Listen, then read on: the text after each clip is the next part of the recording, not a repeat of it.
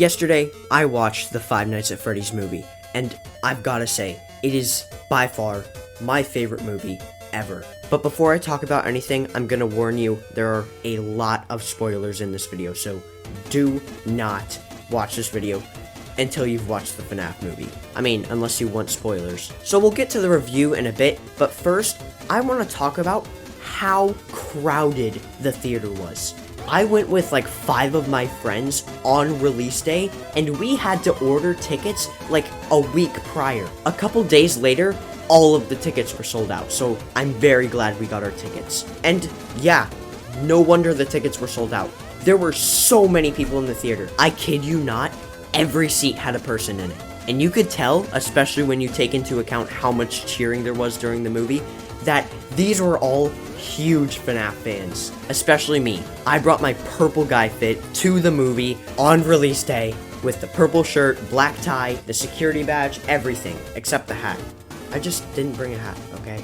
Get over it. But anyway, it was super cool to see all of these FNAF fans in one place. Like, I had to keep running in and out of the theater to greet my friends, so those were like the only times I was standing up, and anytime I would walk by somebody, I would just say, har, har, har, har, har, and they would know exactly what I was talking about. And you could tell during the movie that everyone there was a FNAF fan.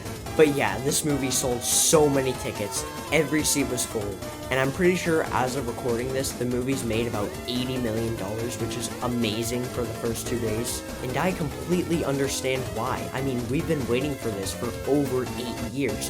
One movie has been in production for over 8 years. But did it live up to the hype? Alright, review time. So if you haven't watched the movie, you should probably go watch it. Obviously there are spoilers, but the main thing is, you probably won't understand what I'm talking about unless you see the movie. I'm not recapping the movie or anything, I'm just giving my thoughts on it, so go watch it. Alright, so the beginning, I really did like it. So the guard's about to get his face cut off, it cuts to the dining room, and you can hear him screaming. And I don't know why, but it just shows, like with all the lights, it shows that this is supposed to be something happy, something great, but in reality, it's terrorizing. After that, this pixelated intro plays, and it's so cool. Such a good reference to the OG FNAF games. And the music hits hard.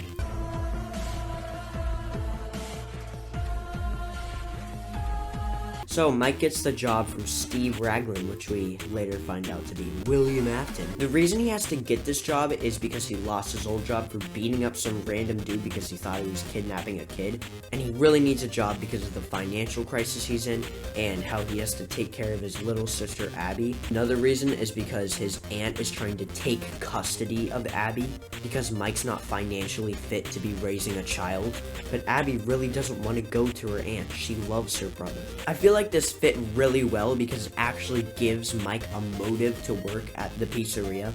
Michael in the games didn't really have a motive to work at the pizzeria. I mean, yeah, it's theorized that he's trying to go around and fix what his father ruined, but I mean, working as a security guard at a pizzeria doesn't really fix what your father did. That might just be me, though. William isn't even Mike's father in the movie, which I don't actually have a problem with at all. I think it actually works really well. I feel like them not being father and son kind of contributes to the plot. It just works better with the plot. So anyway, the dream sequence, I feel like was a little misplaced. I don't really know why they did that with like the pizzeria having a connection to Garrett going missing and how there was a dream every single night. It just felt a little misplaced and a little out of the ordinary. I mean, it's alright. A lot of people say they don't like the fort scene, but I think it's pretty cool. It adds some humor to the movie, and I know it's supposed to be a horror movie, but really it's more of a thriller because it focuses on the story more than the horror. And yeah, there are horror elements. Some parts were pretty unsettling, especially the environment and the atmosphere.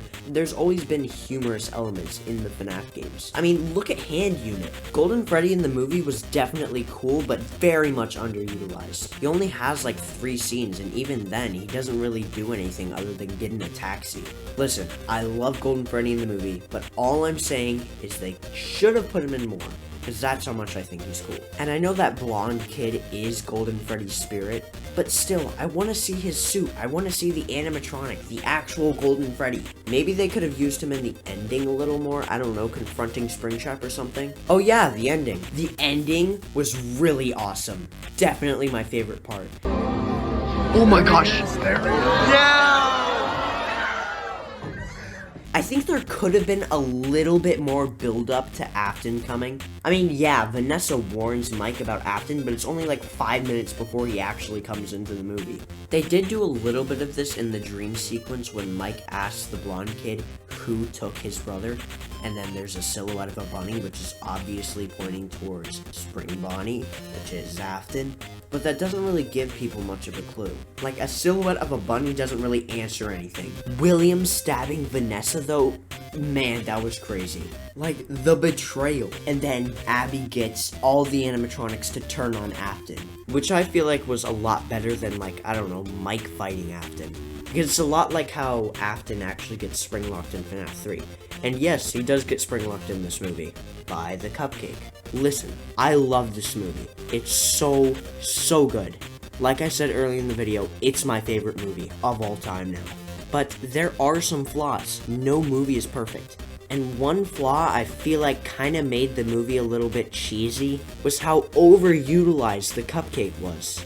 I mean, in the games, it's literally just a cupcake that Chica has. It's not sentient. Yeah, I feel like the cupcake killing Carl instead of Chica directly was cool, but having the cupcake almost kill the other dude again, and then attacking Mike, and then being used to kill Afton, like, that's too much.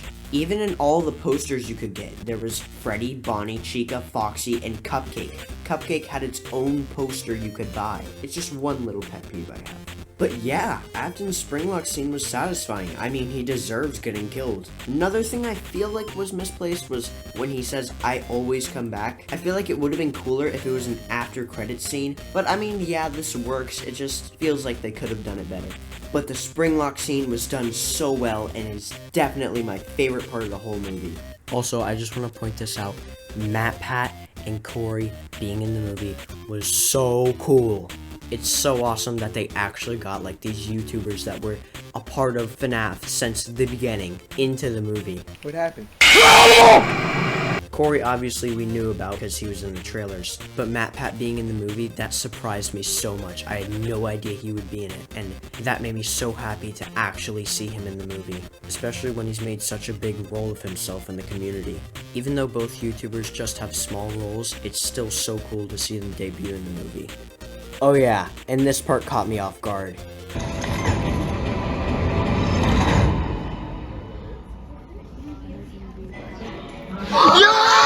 And that's my review. I hope you guys enjoyed the video. This was definitely so well written, an amazing movie. There are people saying it's terrible. I have no idea what they're talking about. Shut up, Seth King. Shut up. Go burn for eternity. You suck. Amazing, amazing movie. I loved it so freaking much.